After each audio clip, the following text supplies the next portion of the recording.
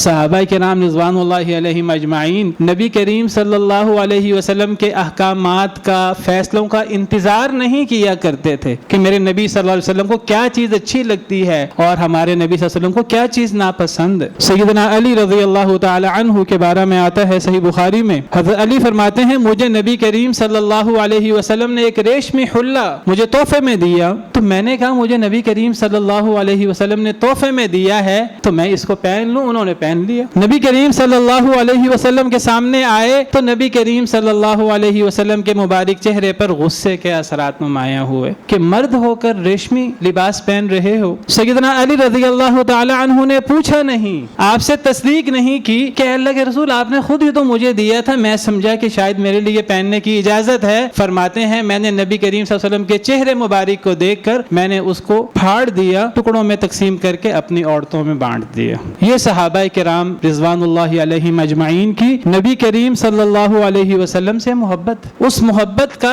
اثر ان کے عمل میں آتا تھا۔ وہ نبی کریم صلی اللہ علیہ وسلم کے صرف حکم صادر ہونے کا انتظار نہیں کرتے تھے، چہرے سے پہچان لیا کرتے تھے پیارے نبی صلی اللہ علیہ وسلم کو کیا چیز پسند ہے اور کیا چیز ناپسند ہے، اور جو چیز ناپسند ہے صحابہ کرام وہ کریں، یہ کیسے ہو سکتا ہے؟ یہ تو ایمان کے منافی ہے، یہ تو نبی صلی اللہ علیہ وسلم سے محبت کے منافی ہے۔